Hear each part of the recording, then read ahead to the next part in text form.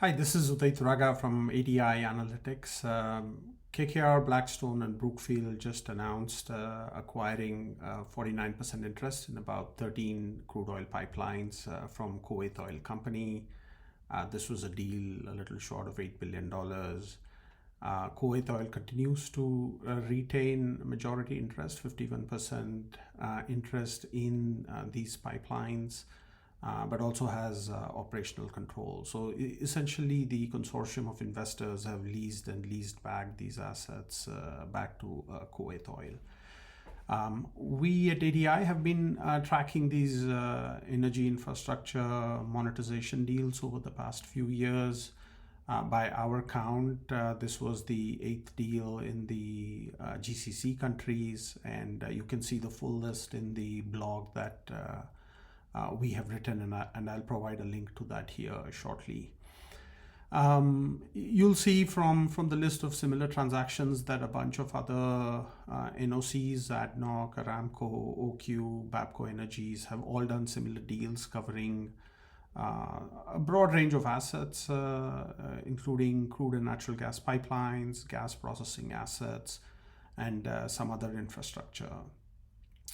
In each of these deals, investors acquired minority interests supported by long-term tariff or lease arrangements, and the asset owners continue to retain ownership and operational control.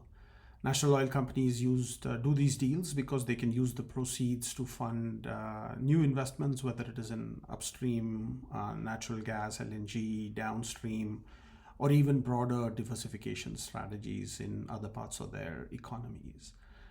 So the question that we've been thinking about is, where do these kinds of deals go next? And we think that the next wave of these energy infrastructure monetization deals are likely to extend beyond pipelines.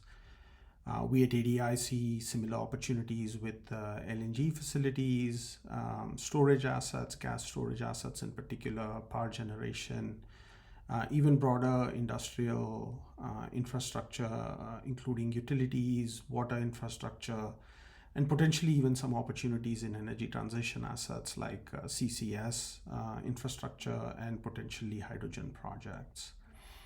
The GCC remains the strongest market for these kinds of deals because the national oil companies control large assets, and they can also support long-term contractual frameworks that will attract a broad range of infrastructure investors to these kinds of opportunities. But having said that, we think Asia can get interesting next, especially given that Asia also has a number of state-owned enterprises that own a lot of large assets. We see opportunities for similar transactions, but maybe at a slightly lower level of activity in Europe and North America as well, where these transactions are likely going to be driven by an entirely different set of factors.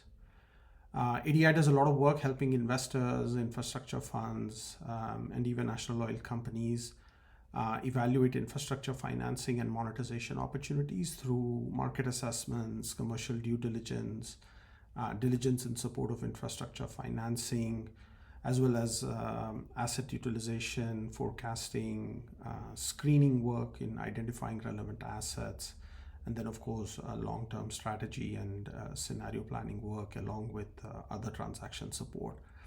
So please do read the blog. I'll provide a link here, and then reach out to us at ADI if you think we can help with some of these infrastructure financing opportunities. Thank you.